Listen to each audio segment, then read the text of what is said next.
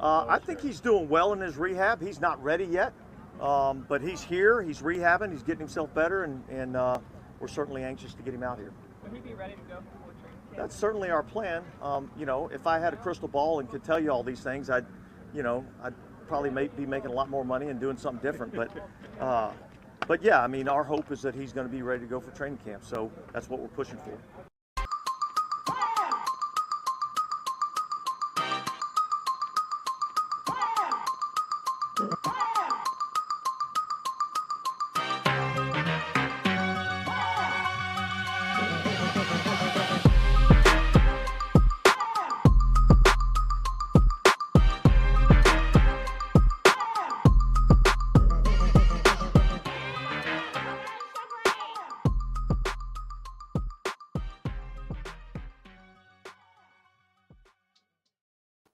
Hey, what's going on, Who Dat Nation? It is yours truly, TJ Jones, the host of the State of the Saints podcast. Thank you so much for checking out the State of the Saints podcast, where we talk New Orleans Saints. Really do appreciate your time. Hope everybody's enjoying their Monday morning. We're doing this live on a Monday, and I hope everyone had a good weekend. Yeah, I had a good weekend, man. Had a couple of events I had to do for the radio station. Got my grass cut and played a little basketball with my son, but it was a great weekend all in all, man. It rained quite a bit out here in South Carolina, and I hope everybody, had a good weekend. I hope you enjoyed yours, but it's back to the work week, and it's back to talking about Saints football. Topic of the day is going to be about Michael Thomas. Now, some of you probably checked out the last video that ended kind of abruptly because I had to do something with the radio station. Something went haywire, went completely wrong, took up a lot of my time, and I wasn't able to get back to do a show because, I'm a dad. So y'all know how I go. Anybody that's a parent, you might have these plans, and all of a sudden plans change. But I am back, and I want to talk about Michael Thomas because he has been a topic of conversation over the last couple of days, and it has a lot to do with minicamp getting underway this week, and Michael Thomas won't be a part of that, but they're pushing towards Michael Thomas being a part of training camp. Now, Michael Thomas these days ignite a lot of passion from the Who Dat Nation. Some people understand Michael Thomas trying to get back to being 100%, so he doesn't want to go out there and push the issue. And then there's other individuals that feel like, oh, he's a prima donna and does he really want to play? I think Michael Thomas wants to play. I know Michael Thomas wants to play, but I do understand why he's doing what he's doing. We as fans sometimes don't understand what these guys go through on their road to recovery. If they're injured, hurt, anytime like we see them in a game and they're available, but they might be having some type of underlying injury that we don't know about. But we criticize them the same way as if they're 100%. Michael Thomas, for the last couple of years, he has been injured. And it's really no surprise that he is injured. You know what I'm saying? And he decided to take this time off. And it is no surprise also, if you checked out the interview I did with Dr. Jesse Morris, the orthopedic surgeon, how long it's taken him to get back to recovery. I think Dr. Morris, if I'm not mistaken, said that his injury, it would take a long time to heal because, it was some ligament damage, and not to mention there could have been some arthritis that could have developed because he was trying to rehab it instead of getting surgery. Look, I'd rather Michael Thomas not be available for OTAs and minicamp than for him to, go out there and, try to push it just so we as fans can be like, oh, he's out there, just so we can see number 13. I'd rather him be 100%. I'd rather him be ready to rock and roll. I'd rather him be ready to do what he is primed to do. I don't care about any of that other stuff. I don't care about him, I just don't care about him just being out there just for my viewing pleasure. I'd just rather him be out there when it matters most. The Saints have done some really good things adding some wide receivers to the room, making it extremely competitive. And, it's to a point where you want to see Michael Thomas on the field, but if he wasn't on the field, the Saints can still be as productive. So I don't have a problem with that. I don't have an issue with that at all. So I just would rather see him at 100%. And I think like if, training camp rolls around and he's still out there, then I think maybe some people will probably be wondering why. But I'd rather him be ready for the regular season where it matters most. I mean, preseason, do we need to see Michael Thomas in preseason? No. Regular season is the only thing that matters to me.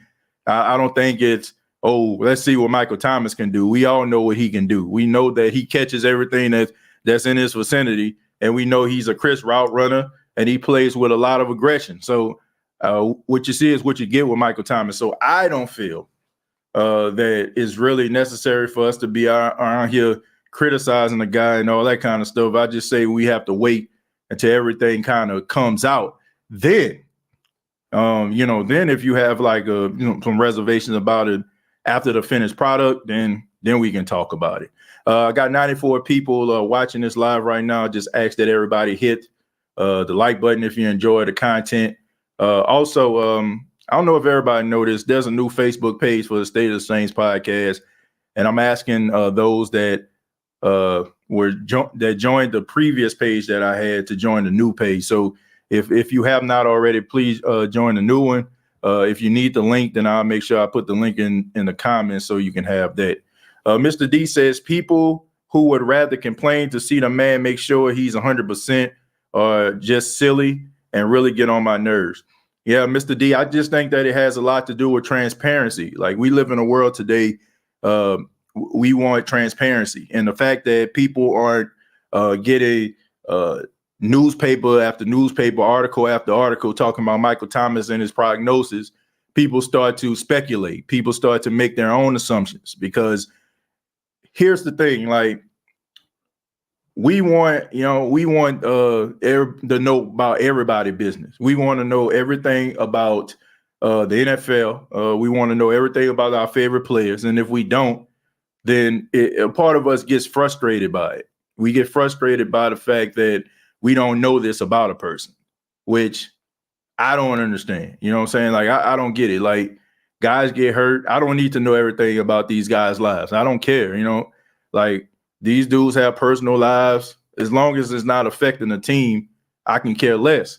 But just for us, knowing that, okay, Michael Thomas suffered an ankle injury, like, we already know that. Like, what more can we tell you? Like, anything else like they put out there will only make you, criticize him even more. Like, so I don't need it. As long as he's available when it matters most, which is the regular season, I'll be fine. I don't need anything else. He can always be a prima donna and still want to play. Look, who cares? Like, most NFL players are prima donnas. I mean, I don't care what you think. Like, even your favorite player, Drew Brees, to me, was a prima donna. Like, I mean, it's just a prima donna to me is a person that has an ego, right? You know what I'm saying? Like, Drew Brees has an ego. Michael Thomas has an ego. Alvin Kamara has an ego. Cam Jordan has an ego. I mean, it's just what it is. It makes them who they are. It makes us appreciate them. And, what I'm saying? Sometimes it makes us criticize them. So I don't care, as long as, like, he goes out there and he's productive. And I'm pretty sure that's how the franchise and the organization feels as well. So I actually forgot to hit the like button. So excited to see a live been moving last 10 days. Thanks for a reminder. Be kind. Thank you, man. I appreciate that. And thank you for hitting the like button. I really appreciate that as well. Like the video on the way in. Yeah, I would appreciate that. Like, so when you hit the video, if you hit the like button just to get it out of the way, I would appreciate that. Had a great weekend. Went to my first wrestling show, which was Live SmackDown. Well, that should have been exciting. That should have been exciting. I remember the first show I went to. It was a house show at the UNO Lakefront Arena back in 2003. That was like the first time I ever went. And I think, what was it? It was Triple H took on Kevin Nash for the World Heavyweight title.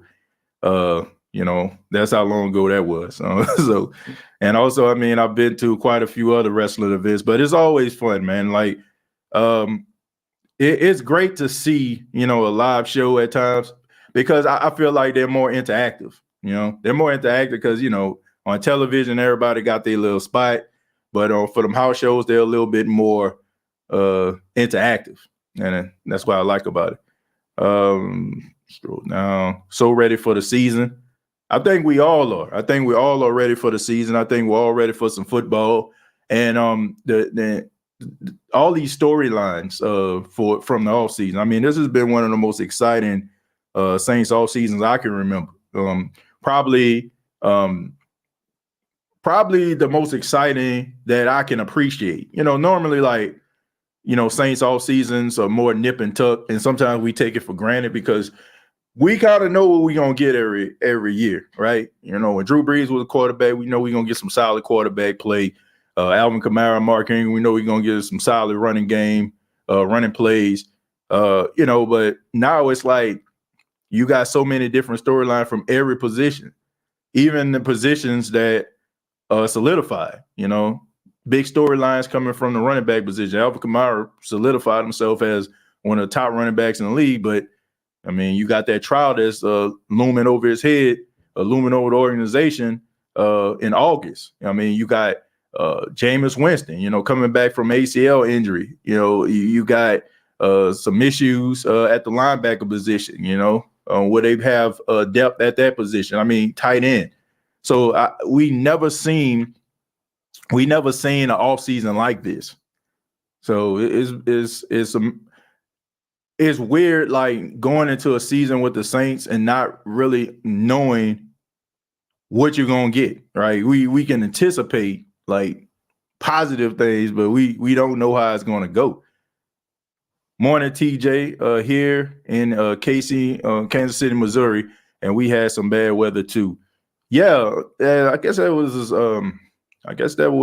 something that was just going on in the Southeast. Down here, it was unfortunate because I was at a community day, and it was dedicated to the kids, and it rained out here, man. We got rained out, but all in all, man, it was a good time, man. It was good to see community coming together, try to, have a good time. Unfortunately, the weather didn't agree with it, but I enjoyed it.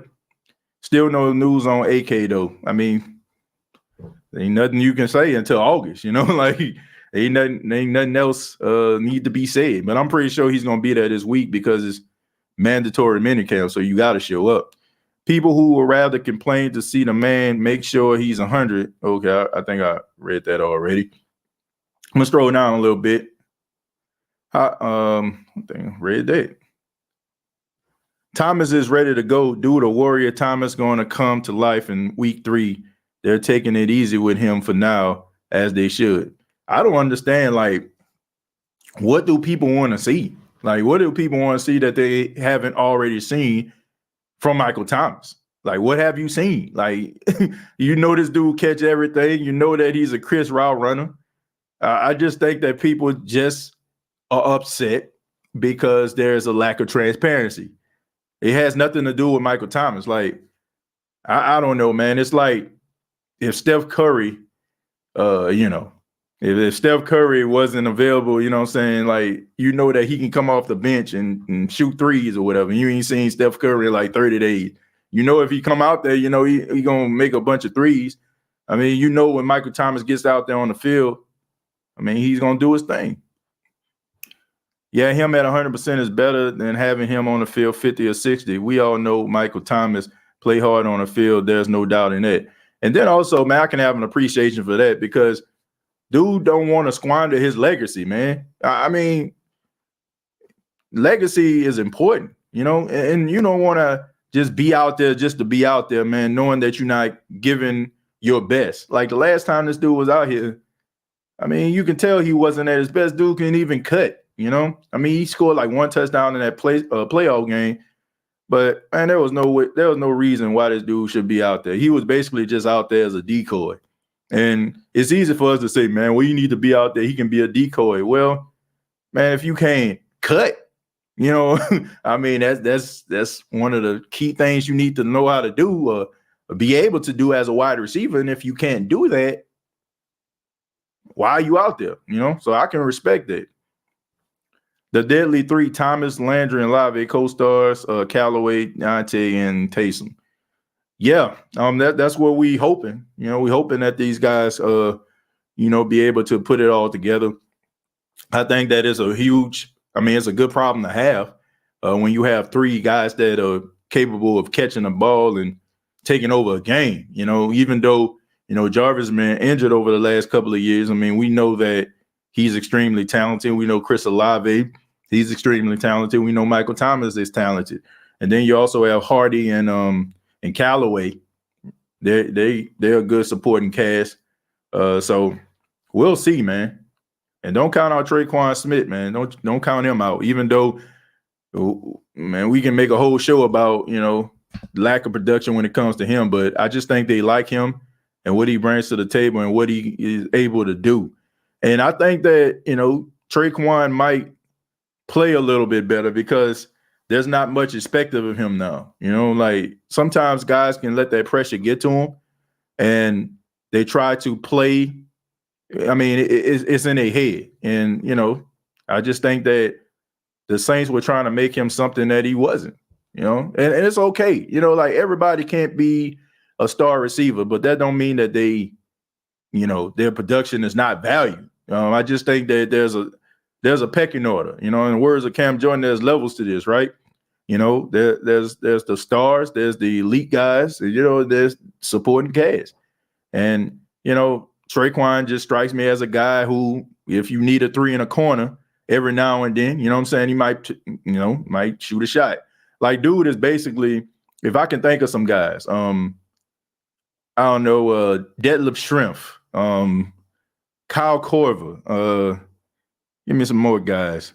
Like somebody like that, right? These guys, I mean, Eric Snow, like I'm kind of dating myself with some of these names, but basketball players who, weren't going to take over a game, but if you need a three, Hito Turkoglu, you know what I'm saying? Like, guys that ain't going to take over a game, but, if you need a shot or you need, you know what I'm saying? Like, you need them to knock it down every now and then they'll show up. That's what Trey Quinn Smith is. Trey Quinn Smith isn't a guy that's going to take over a game. He's a 2-catch, 33 yards.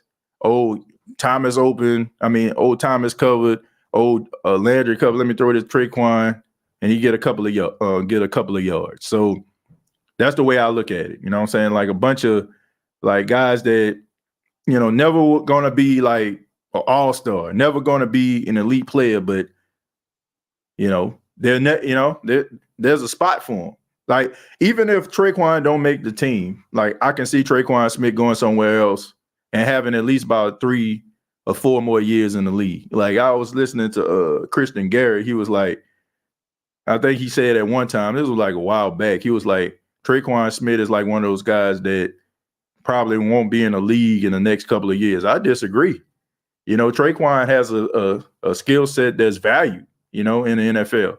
He's just not a star. You know what I'm saying? Like, but that don't mean that he's not talented. TJ guys are stepping up so far, who reports say they're looking completely different from last year. Eli Winston has popped on the radar. Let Mike T get 100% and let Juice handle the load till then. Well, look, as talented as some of these guys are, they're not going to make the team. I mean, it's just what it is. And to be honest with you, Keen Arthur, they don't need to. Like I have an appreciation for these guys that's trying to climb up the ladder, so to speak.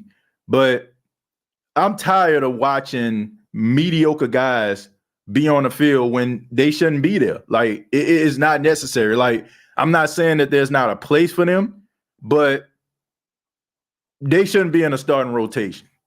I'm just being real. Like when you look at guys at the receiver position, you want guys that can take over a game. You want guys that are capable at a time or another, if their number is called, they're making plays. Like it's too much, you know what I'm saying, throw this ball, catch. Like sometimes you got, like, if you're in the NFL and you're a starting receiver Like, you got to be able to make contested catches. You got to be able to make acrobatic catches. You got to be able to run the route tree. You got to be able to make a guy miss. You got to be able to get off the line of scrimmage. It's too much.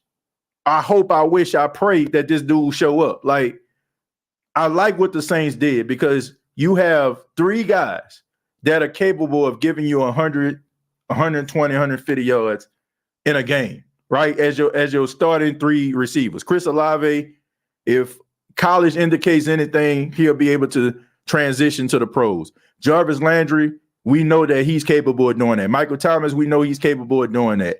And then you have a drop-off, which you should, right? Callaway, solid hand, but he shouldn't be the guy that you're leaning on to give you 100 yards.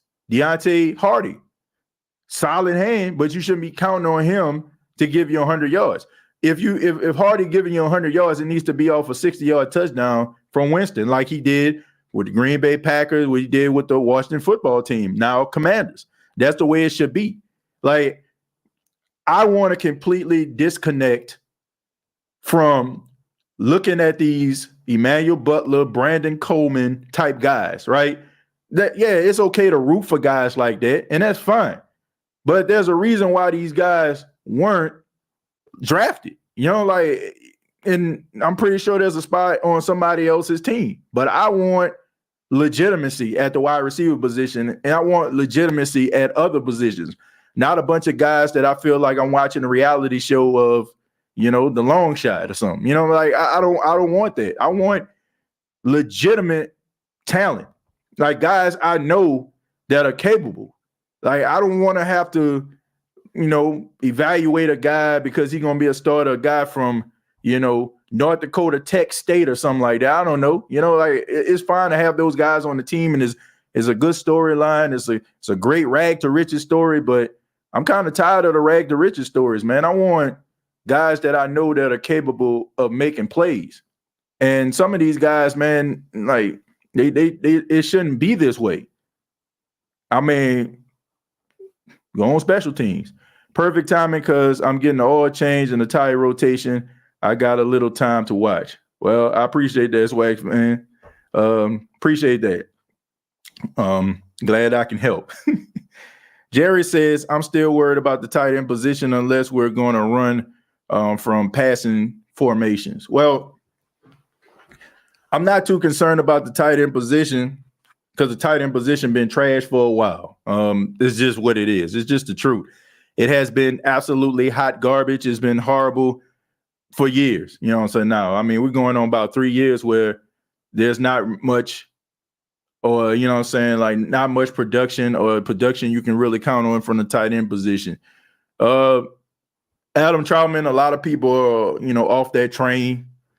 But I just look at it this way.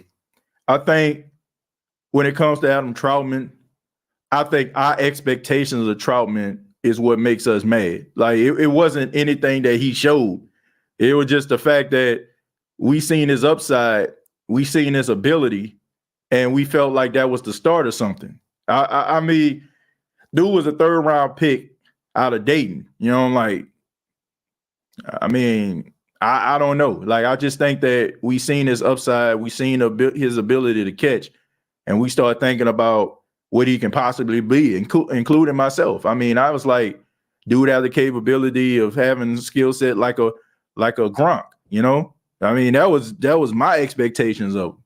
But if you look at it, like, a lot of us are getting mad at Adam Troutman because he is something or became something that we wanted him to be something and he's not that. So that's the way I look at it. Roderick, thank you very much for the $5. Says, hey, TJ, I'm here in Taylor's, South Carolina, listening to you offloading some transmission fluid.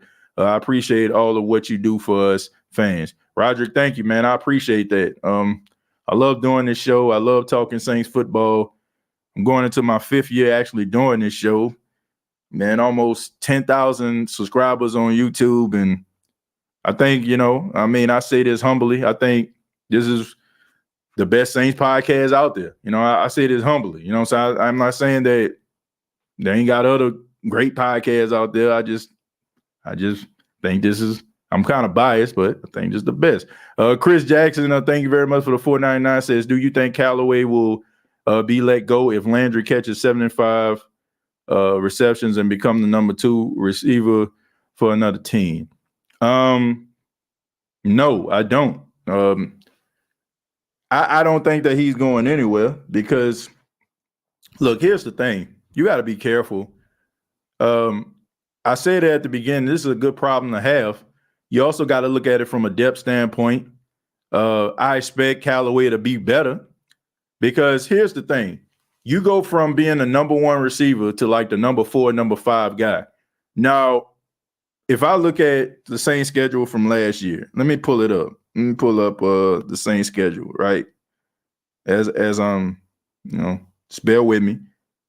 All right, so we talking about Callaway, right? So you go from being a number 1 receiver. All right. These are some of the guys that guarded you, right? All right.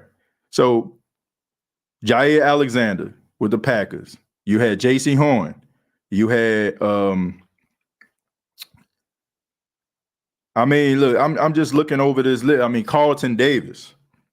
So you had like a bunch of guys that are some of the top cornerbacks in the league you were going up against. You go from that to guarding like the 4th best cornerback. They had the 4th best cornerback guarding you. Like, you should win that matchup because, you win against the elite of the elite, okay? So all that experience that you had should help you. So I just think that he should be better. Like, if you go from allowing Jair Alexander to guard you and you going up against him from whoever and you're not winning that matchup, then I feel like you need to be cut. Dude should be like one of the best, like 3rd, 4th string receivers in the National Football League. All that experience you had last year, all that is supposed to help you. All that's supposed to help you. So I feel like he should be much better. He looks like he gained a little bit of muscle. He was a little bit, a skinny guy. He was tall, but he was skinny. But it seemed like, he kind of coming into like his man body. Like when guys first come into the league, they small.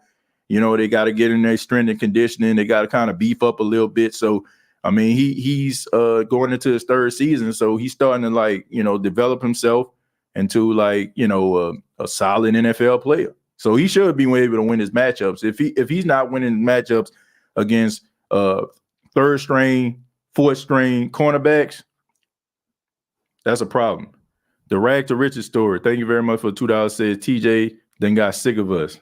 Yeah, I am. I'm kind of sick of that. And you should too. I'm not trying to make people feel any type of way, but it's just the truth. Like, you should want better. Like, man, how many times are you gonna just be content with just, eating commodity cheese? You know what I'm saying? Like, every now and then you want some Velveeta. You feel?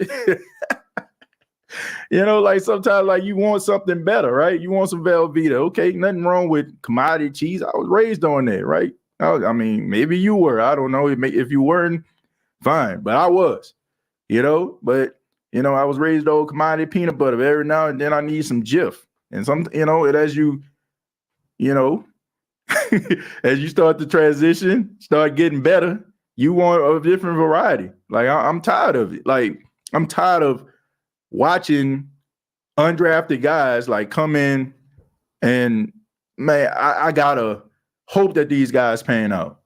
Like, when Jamar Chase came into the league, everybody knew this dude was gonna be special, right? When Justin Jefferson came into the league, everybody knew this dude was gonna be special because of what they put on the field at LSU. Odell Beckham Jr., Jarvis Landry, Chris Olave, Garrett Wilson. Like, we expect for these guys to be great because of what they did in college, right? Going up against the Alabamas, going up against the Wisconsins, going up against, the Michigans, like going up against competition, right? On a big stage, big moments, and they delivering. Not a bunch of guys that around week 4, week 5, they finally get the butterflies out of them. Now all of a sudden they'll catch a pass or two. Like, no. And like I said, it's good to have those guys on the team, good solid hands, but it's okay to go with a sure thing sometime. I just think that the Saints were victims of Sean Payton's ego at times, because Sean Payton was a coach that felt like he can make anything work. And in most cases, he did. But it became like you should want things to work if it's a last resort. Like, I feel like the Saints kind of put themselves in certain positions, right, that they didn't even have to. It's because I don't know if Sean Payton had to prove his genius, or the fact that, they just kind of relied on his genius so they can be cheap. I don't know, but I just think that sometimes it's okay to go with a sure thing. And maybe it took Dennis Allen becoming a coach for them to actually start focusing on short things. Because I don't know if Tyrann Mathieu is on the team if Sean Payton is here. I don't know if Jarvis Landry is on the team if Sean Payton was here. I don't. I think that Sean Payton wouldn't want those guys on the team. And it's not because those guys aren't good. I just think that he'd rather go with some projects, right? But, I mean, you setting your team back, man, because some of these guys, man, they aren't ready for prime time. They get into the playoffs and they go missing, right? I mean, you need guys that are going to step up in big moments in the postseason, when the games that matter, when you jockeying for position, when you trying to get the 1 seed. It's been times where the Saints crumbled under pressure because they was relying on a bunch of undrafted, unproven guys that weren't getting it done. And sometimes you need a dog. You know what I'm saying? Like, you shouldn't have to push a guy to be a dog, right? It's like Trevor Penny, like, dude already a dog. Like, you shouldn't, you know what I'm saying? You should kind of fine tune a guy, right? But inside, that guy should already be a dog. Not like, I got to push you, I got to push you, I got to push you. And then 3-4 years later, you become a dog. And then around the 4th or 5th year, in that last year, you play good and then you leave. Like, no. Like, I want a guy that's going to be a dog from the jump. That way, you can be the recipient of those 3-4 years of progress. Excuse me. Tight end Lucas Krull has tremendous upside, TJ. Yeah, I like him. I wrote an article on the Who Dat Dish, and I encourage everybody to check it out. For those that don't know, I'm a columnist now for the Who Dat Dish. But I picked Lucas Krull as the number one guy who is going to make the team, right? I think that this dude can be in the starting rotation. I don't think that Dennis Allen is really that impressed with Adam Troutman. I mean, I was listening to the interview and the question about Adam Troutman was asked. And you know how some coaches, they get excited when they start talking about guys. He talked about Adam Troutman like Adam Troutman is just a guy. Like, okay, we expect more out of him. He, a couple of years, this year we expect for him. Like, it was kind of dry. I don't think he's that impressed with him. But to his defense, like, why should you? Okay, y'all, if y'all are saying 12 personnel, how do y'all think the offense benefit from that? Let's see. I feel like the Saints drafted Taylor to replace CeeDee only because they're not going to pay him. I disagree with that. They're going to pay CJ Gardner-Johnson. And there's no doubt about it. Look, I feel like if they don't pay CJ Gardner-Johnson, Dennis Allen is a hypocrite, because Dennis Allen said that he wants to instill a certain type of culture, inside that locker room, and he wants to make Saints football be aggressive. He wants it to be passionate, and he wants the guys to be tough. So, see, the dude checks all those marks. And honestly, I think that dude basically embodies what Dennis Allen is trying to bring to the New Orleans Saints organization as their head coach. So if you're going to do that and you're going to say all these things, then you basically need to pay the poster child of that. And then on top of that, he's a safety, but he's a nickel corner, and nickel corners are hard to come by, So if you got a guy that's solid, you're going to want to pay him. So I think that would be the biggest. I think that would be the biggest mistake the Saints ever made if they don't pay this dude. And look, I like Marcus Williams, and I'm happy that he got paid in Baltimore. But I said this on countless occasions. If it came down to Marcus Williams and CJ Gardner-Johnson, I'm paying CJ Gardner-Johnson. You need a dog on your team. The dude makes the defense better. I think we all seen when this dude was out with the leg injury, how that defense went down. And the energy went back up when he came back because of his personality, because of how in tune he is with the game, how he's always encouraging his teammates on every play. I don't care if it's a 1 yard breakup. I don't care if it's a 40-yard breakup. He's right there dapping the dude up. You know what I'm saying? Pushing him on the sidelines, trying to keep the energy at a high rate.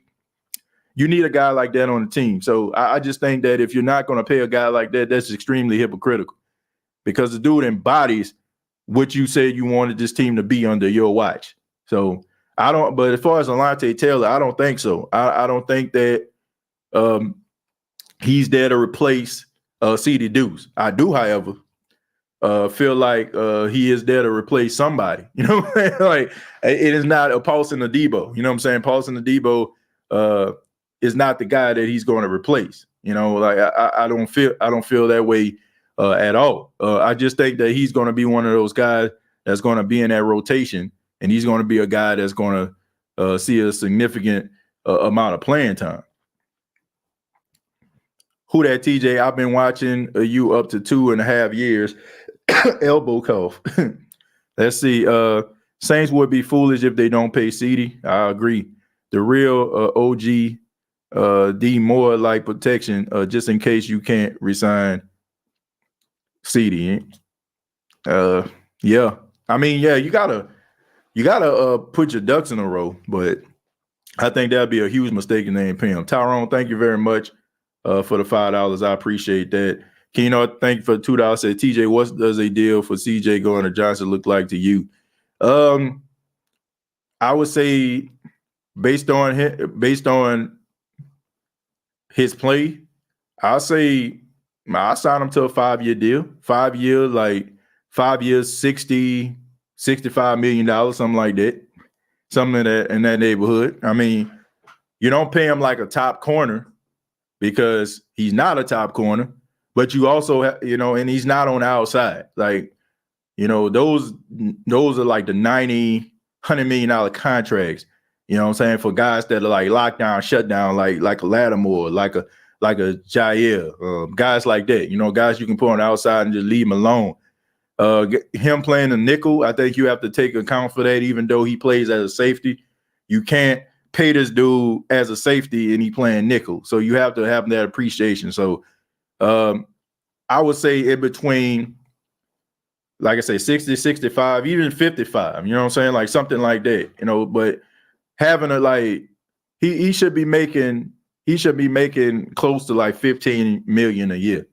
You know, based on like his production and who he is as a player, you know. But I would pay him because dude to me is loyal. You know what I'm saying? Like he's one of those guys that I feel like he can be a lifer for the Saints, right? I mean, he's one of those guys that when he retires, he'll be like in the upper echelons of guys that we appreciate over time, like the Pierre Thomases, like Lance Moores.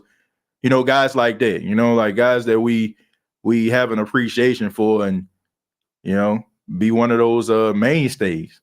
I wouldn't let him go. It was okay to have projects when we had Drew because we knew what he can do. I still don't think that it was good. I mean, I agree with you to a certain extent. Drew basically was the cologne on the musty body, if you will. But I mean, it still reared its ugly head in the postseason. I think that a lot of the games that were so close was because you didn't have a lot of dogs out there to make plays, right? I mean, teams kind of buckle down in the postseason. Like they pay attention to all types of details. They're not going to allow you to win with your best player. So you need other guys to step up. And I think that's when some of these teams go on these magical runs, they got multiple guys that can make plays. Like you look at the Rams in the postseason, right? You had Cooper Kupp, you had Odell, right? You know what I'm saying? You had guys that can make plays. You had Cam Akers catching the ball. You had Sony Michel. You had guys that were capable of making plays. If they were to neutralize Cooper, well, you got to account for Odell Beckham. You know what I'm saying? Like, so it was, okay, Michael Thomas had 149 receptions, right? And then there was like the drop off. Like, dude was like 60, 70 receptions. He had 60, 70 more receptions than the next person next to him. Like, well, I'm going into the postseason. If you win, you ain't winning with Michael Thomas. So you need guys that's going to be able to step up. And that's cool. Like I said, you're going to win some games. The Saints won a lot of games, right? They won a lot of games when Drew was the quarterback because of who he was. But in a postseason, when everything nip and tuck, look what happened. Because you ain't have enough dogs on that team to be able to weather the storm. A lot of them, like, honestly, man, as good as the Saints were in the regular season, there's no way in the world the playoffs should be that close.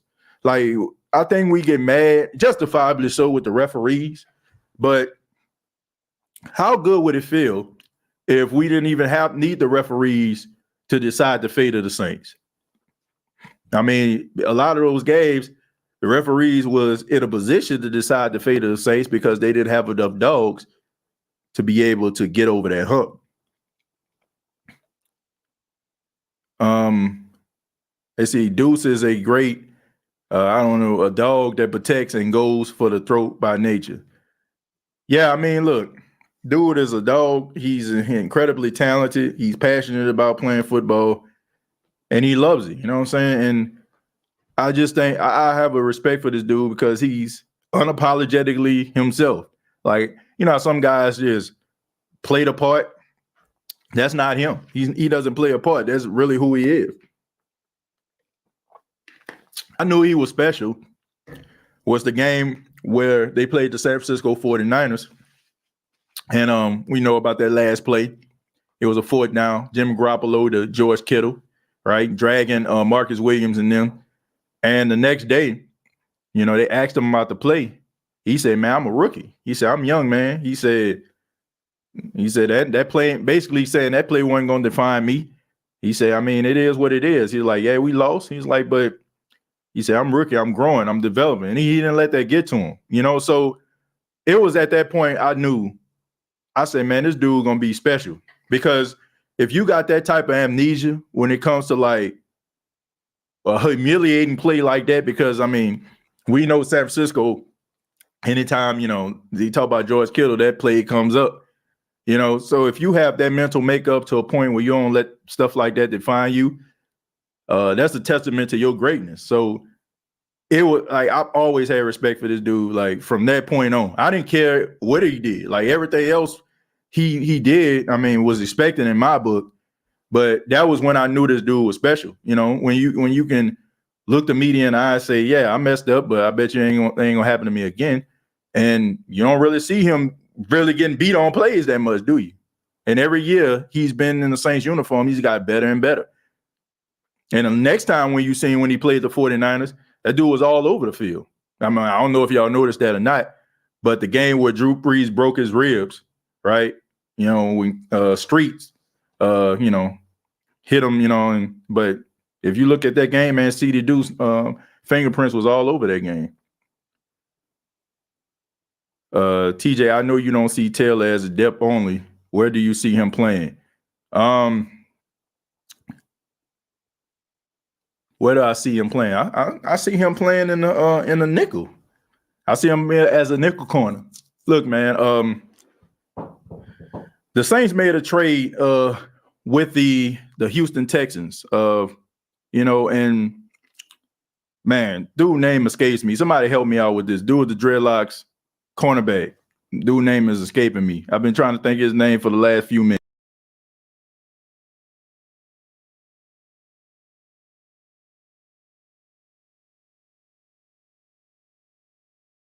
All right, sorry about that, folks. Somebody give me that guy's name, the cornerback. What's that dude, man? Dude, I can't believe it. Thank you, Bradley Roby. Thank you. I've been trying to think about this dude's name for a minute. But anyway, yes, Bradley Roby. The Saints made a trade with the Houston Texans for Bradley Roby. Why? But that's my whole point right there. Like, the dude's been so irrelevant with the Saints, I forgot his name. And he's a Super Bowl champion, played for the Broncos, went to the Texans. But I see him taking Bradley Roby's spot. And the Saints can use Bradley Roby as trade bait. If you think about it, I mean, he's talented enough to go to a team. So you asking me where his spot going to be? It's going to be a spot where Bradley Roby had, because I don't see Brad, like, he took the pay cut, but I think that has something to do with the New Orleans Saints possibly thinking about trading him. Like, I don't see him taking CD Deu's spot. But I do, however, see him taking Bradley Roby's spot. And teams have a tendency of wanting to keep their guys, right? Because they don't want to be like, we made a mistake with this guy, right? I don't see them getting rid of Paulson Adebo. That'll be a mistake, in my opinion. I don't see them getting rid of Lattimore. I mean, obviously not. And I see them paying CD Deuce. But Bradley Roby is a guy who was, kind of a guy that was, supposed to fix the secondary. And honestly, to be on the opposite side of Lattimore, because, Paulson Adebo was young. But here's the thing.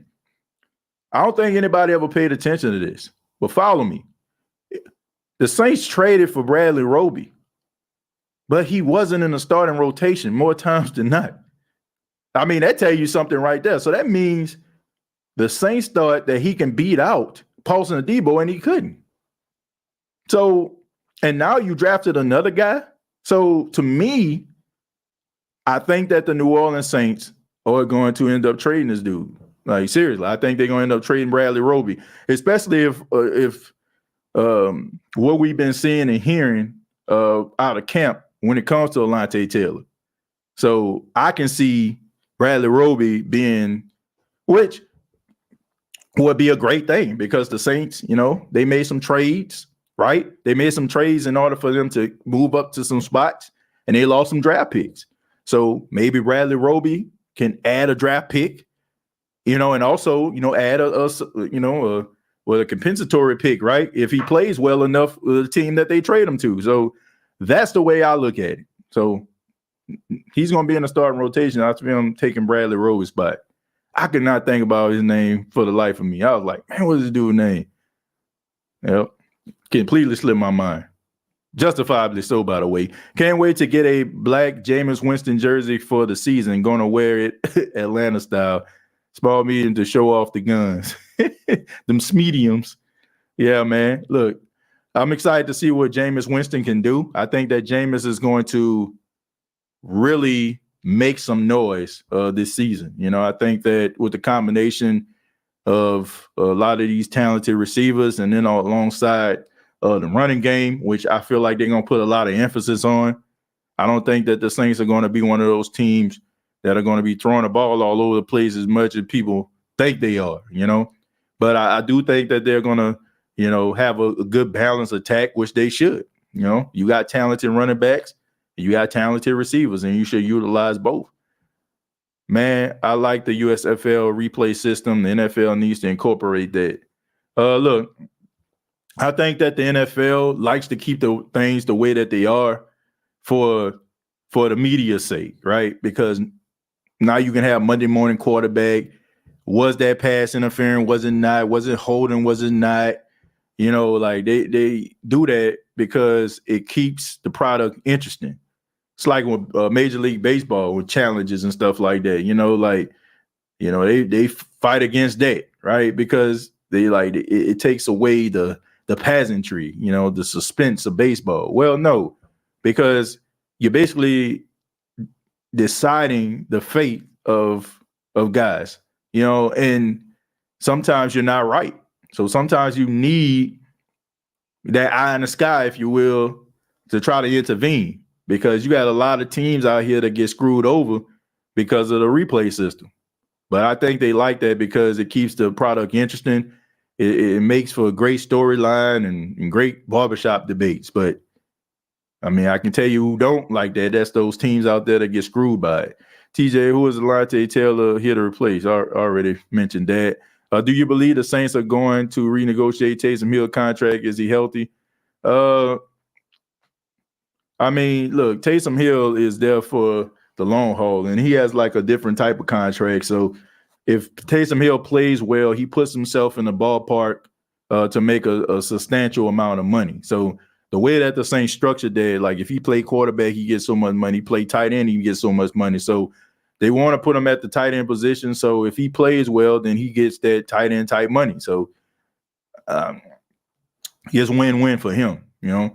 Look, Taysom Hill ain't making the type of money he making nowhere else but in New Orleans. So Sean Payton on his way out looked out for him, you know. And if Taysom Hill was smart, which he is, because on top of going to BYU, he had a full ride to Stanford, and you can't be a dummy getting a full ride to Stanford.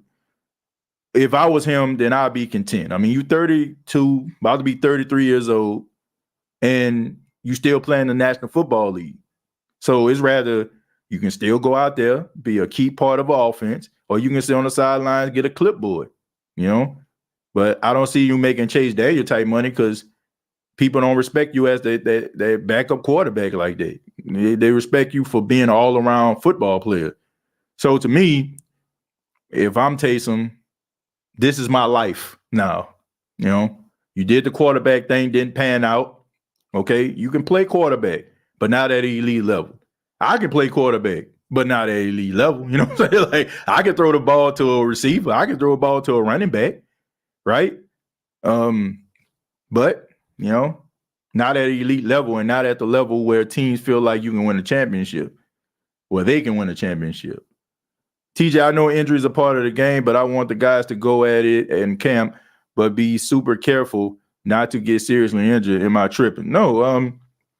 You want to see a little bit of aggression. You want to see some guys, you know, making some plays, but you also want to keep it in, you know, in the confines of, you know what I'm saying, like, okay, you know what I'm saying, you can hit him, but don't try to knock his block off or whatever like that. Guys, they do a good job, but you're not going to see traditional old school type training camps, right? 2-3 a days and guys, you know what I'm saying, knocking the snot bubble out of each other. Like you ain't seeing that no more. I mean, there's too many rules and regulations in place in modern day NFL that won't allow that to happen. But I think that you can have an idea about what a guy can actually do, because more times than not, when guys go to training camp, for the exception of if your name is Brandon Coleman, if guys have really good training camps, more than likely it transitions to the regular season. So I think they get a good idea of it. And I think that you can understand and see guys making plays without having to kill one another in the process. Emmanuel Sanders gained 225 yards on Apple by himself when the Saints played the 49ers. Yeah, look, man, I'm not a fan of Eli Apple, which is pretty obvious. Eli Apple, to me, I understand why he did what he did. It had absolutely nothing. Well, I understand what he did, but that just sucker behavior, in my opinion. First off, look, this dude tried to make himself into like a Richard Sherman type guy, which it worked because he got on social media and talked himself up, and it made him turn into public enemy number one.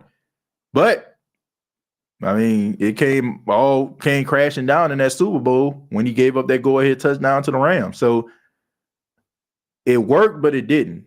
But I don't have any respect for that because he was playing a role of a guy, right? And that's not really generally him. Like I didn't understand that. But look,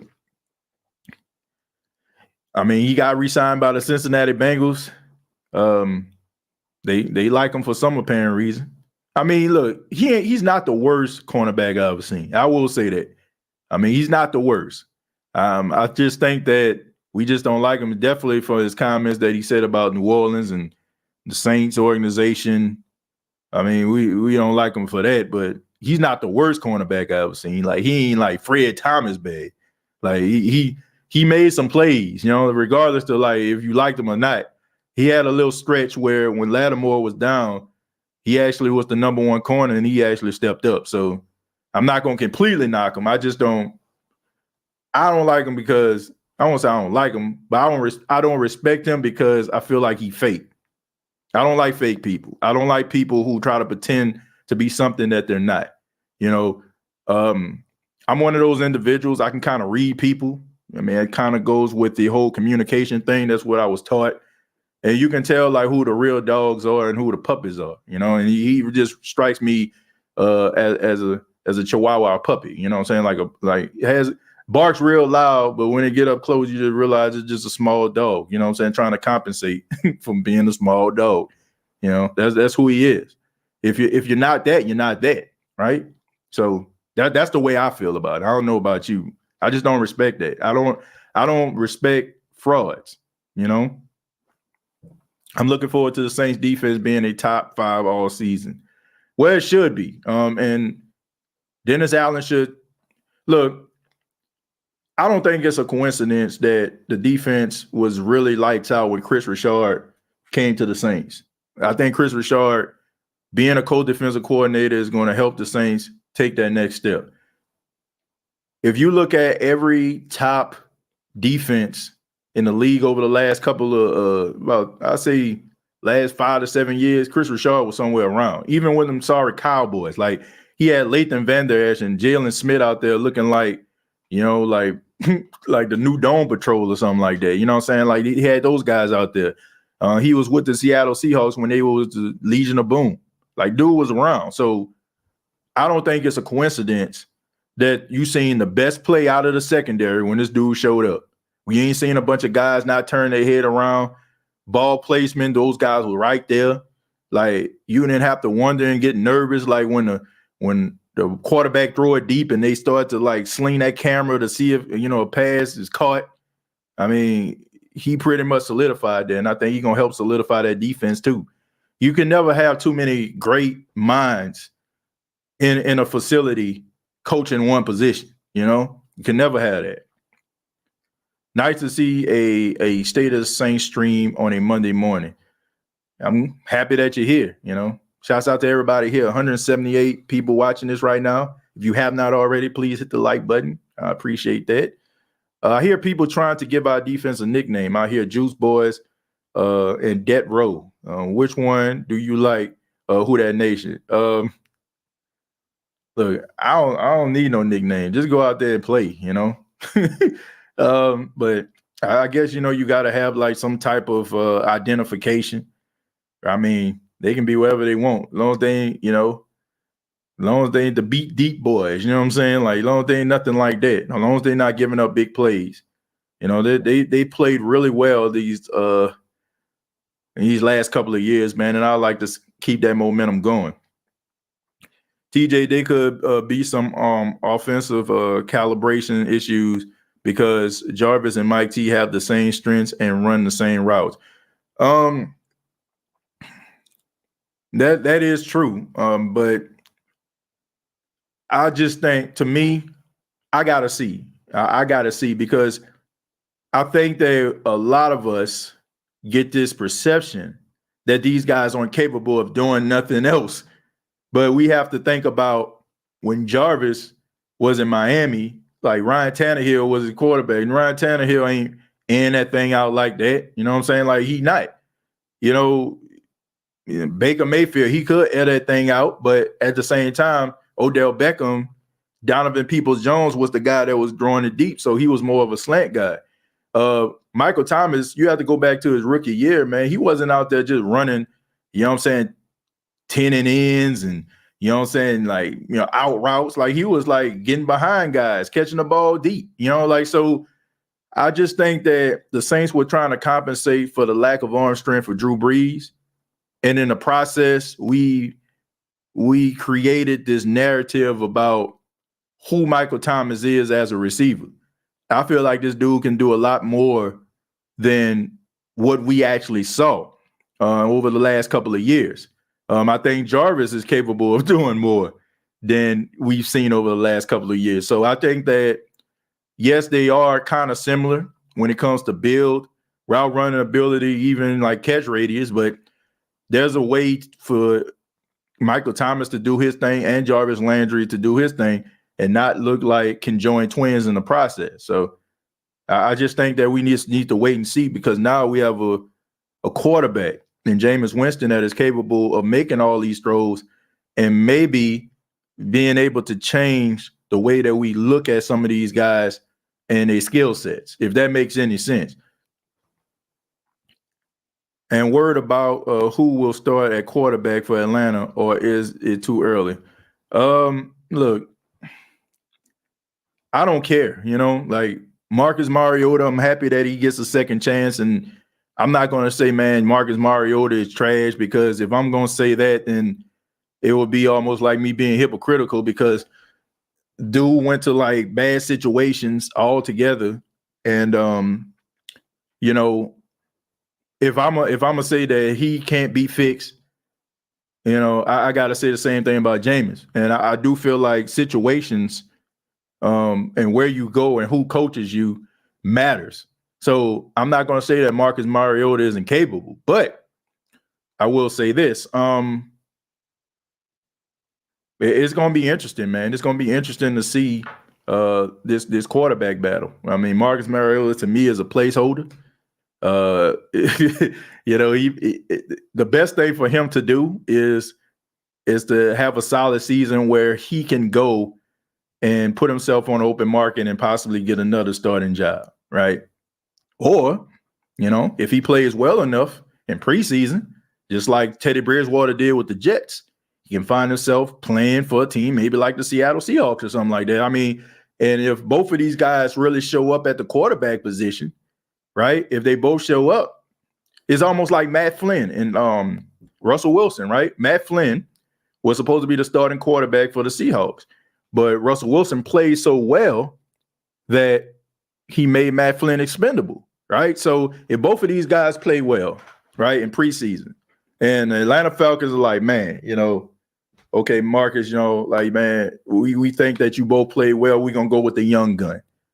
We're going to, and let's just say Seattle sees that, hey, you might find yourself with a starting position on another team. So it might work out, But, I mean, look, dude is a placeholder. I mean, no doubt about it. Dude is a placeholder until, the young buck comes through and, takes his job. Because he will. Everything I saw. Beat deep, boys. Just like Dome Patrol, our defense nickname. I don't know. Take a few more, then we're going to go ahead and get up out of here, folks. I got to do my afternoon show. Jerry says, if memory serves me correctly, Roby was signed because Lattimore was thought to be suspended, and we had cut Janoris Jenkins. Jerry, that was part of it. Of course, like I said, you have to have your ducks in a row, but I think Paulson and Debo, they thought that he could be something, but he wasn't there yet. And maybe they felt like, man, we need to get a little bit more depth just in case we have to yank the kid. But he got better every week. And then finally he played a lights out game in his very last game of the season, which it would have been interesting. Like, I think that dude, I'm talking to Debo, would have made some noise if the Saints would have made the postseason. He was starting to come into his own, and he started to like realize who he is. And I think that he gonna be just as shut down, locked down as Lattimore is. And I think that he has the ability to be really, really special. He has the size. He has that good wingspan. He has good instincts. He understands the game. He's a really good mind. And I mean, dude was a first round pick, but you got him in the third round. Dude was like, a lot of people don't know that Paulson Debo was like top 3.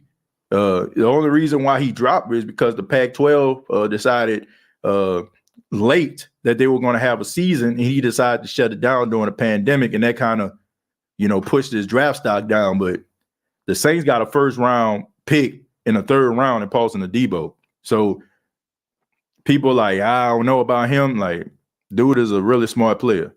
Unfortunately, Mariota isn't exactly going to a team that isn't going to be the best situation again. I think it will. Because what Atlanta is trying to do, they're trying to turn themselves to the Titans. And the Atlanta Falcons are trying to be one of those teams that's run dominant, set up the play action, and also be able to, work with Mariota because, Mariota can run, So I think that it's a good fit for him, and they probably going to be more of a play action team, which he does best in because he has a decent deep ball. He not, Patrick Mahomes, Aaron Rodgers or nothing, but he can get the job done, man. And also Arthur Smith is familiar with him because of his time when he was in Tennessee. So that helps him, a guy that understands him. And I don't think that he would have came to the Falcons if, Arthur Smith didn't know him. I don't think they would have signed him. The national media must have forgotten the Saints owe the Rams payback. The Buccaneers are on the back burner. I don't want to say the Buccaneers on the back burner. As long as you got Tom Brady, you got a chance. Like, I'm not going to look. I know we don't like the Bucs. Tired of the Brady talk. Tired of him, being in the league. Want to see him retire. But look, you got to give credit where credit is due. He arguably the greatest quarterback of all time. And as long as he is in the league, as long as he's a quarterback, they're going to keep on putting him as front runners. Don't understand why. I don't understand what type of universe they living in, that they just feel like the Bucs are just that much better. I just never seen that. Like, all this is basically just built on potential. Like, you're saying that the Bucs are going to be better than Saints based on potential. I don't understand it. Like, how is it that a team beats a team 4 out of 5 times and that team is that much better? I don't understand. That doesn't make sense anywhere at all. It's like we want to make this team matter. We want to make this team legit, right? So no matter what you say, no matter what you do, they better than you. And there's nothing you can do about it. Oh, y'all beat them. Y'all shut them out. But they still better than you. Like, I don't understand that. I understand it, but I don't. It's all about, like, potential. Like, they keep saying Tampa is better than the Saints based on potential. But this isn't Madden. The team new nickname is going to be Jameis and the Saints, like David Ruffin and the Temptations. I doubt that. I doubt that. But if it, as long as, look, if he makes it to that point, I don't think anybody will be mad. Any update on Michael Thomas? Nope. Saints fans should be careful not to get like Cowboy fans. You have to earn nicknames. Let's go.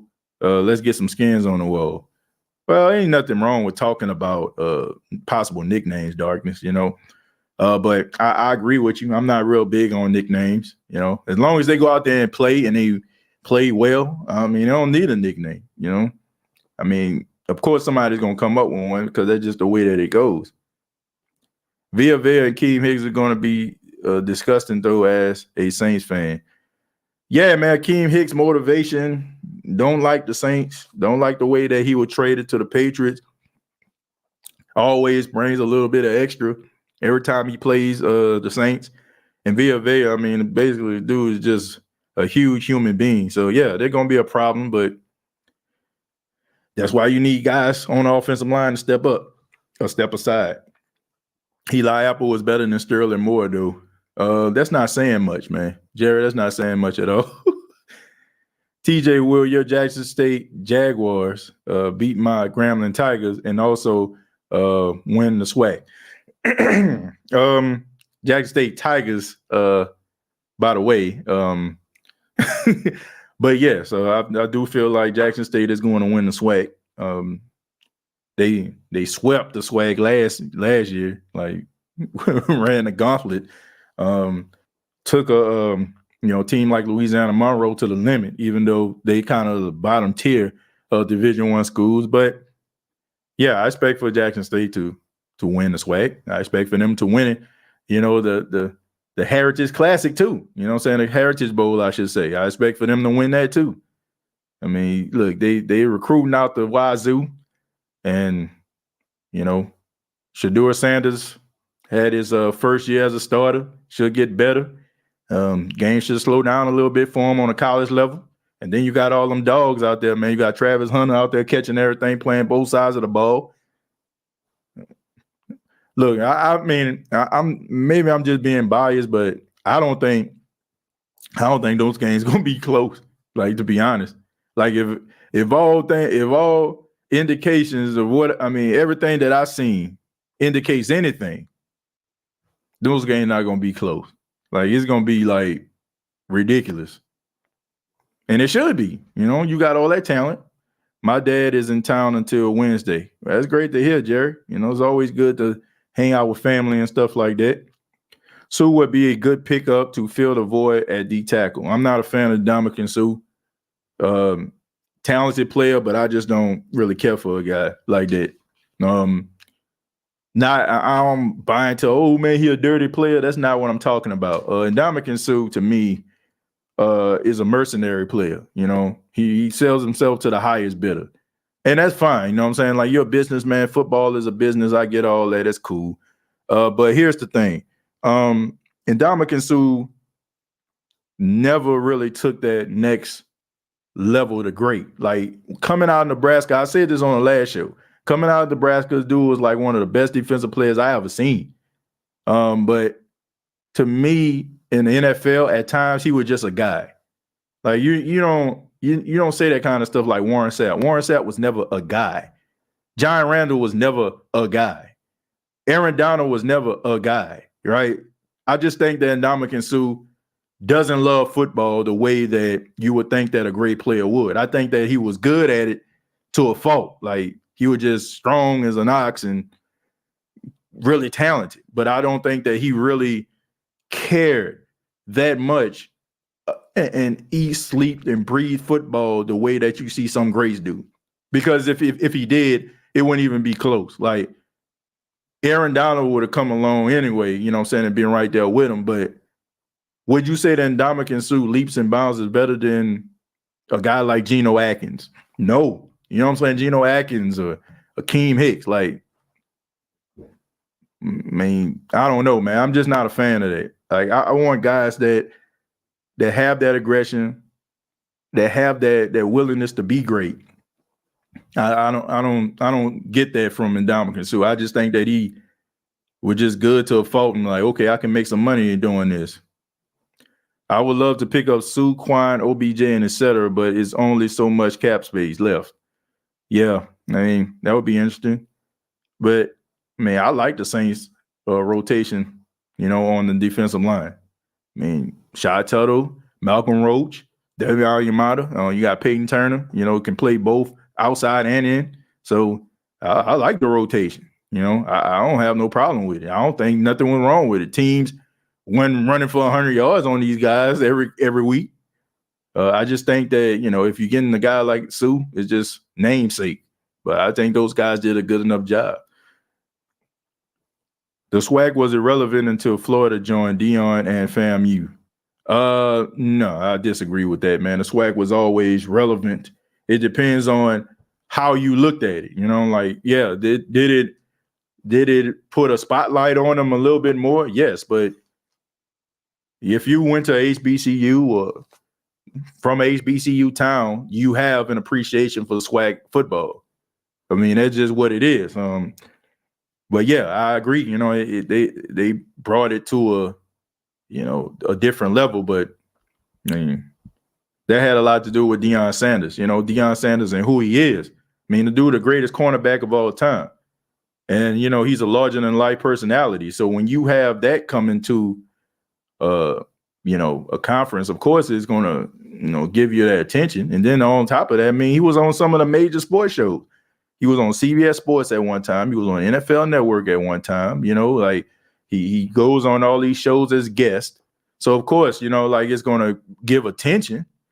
But I mean, swag football has always been there. I mean, if you went to HBCU, you know what I'm talking about.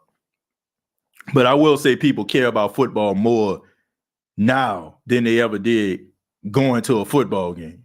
Like it used to be, it was about the band, right, man? Man, we about to blow y'all out, man, fifth quarter. But now it's like people actually come there to watch the game. You know what I'm saying? Like, and that's something that I used to have a problem with. Like with my homeboys and stuff like that, man, all they cared about was the band. And I'm like, man, my dude, like, man, what about the game? You know, like they care more about the band. But yeah, but people, man, like swag, you know, people love the swag, dude. You know, it's about tailgating and fellowship.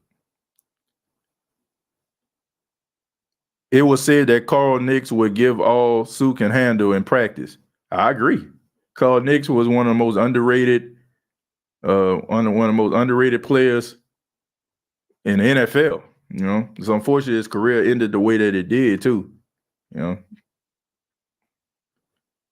the Tennessee situation was better than the Tampa situation when Mariota was drafted. Had a running game, good old line, and a top 10 defense. Yeah, but I mean, he was always injured too. But it was about his playing style. Like he was one of those guys who just always was hurt, man. I mean, when he was at Oregon, I mean, that's kind of like what he did, man. He was like a RPO type quarterback. But I mean, you can't be doing that all the time in the NFL, you know, get your head knocked off. But I want to say thank you all for checking out the State of the Saints podcast. Really do appreciate it. Ask that everybody just hit that like button on your way out. Previous episodes available on iTunes, Spotify, iHeartRadio, Anchor FM.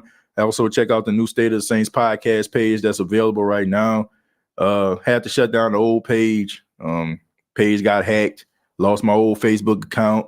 So I have no access to that anymore. The new page is available right now. I think it has like about 600 and some odd followers on that one. If you need me to, I'll just go ahead and put the link down there. Let me see if I can actually pull it up real quick before we get up out of here so people can have access to it. Yeah, but the Facebook page is available right now. Really excited about it, man. It's something that's a new little project I'm doing. I mean, I was extremely frustrated at the fact that we worked so hard to try to build up the old page, had almost at 20,000 followers, and now we got to go back to square one. But the link is down there in the comments if you want to go ahead and hit that link. And also check out the YouTube channel, subscribe to the channel. Have a good morning, noon, night, whenever you're checking out this podcast. And like always, all I got to say is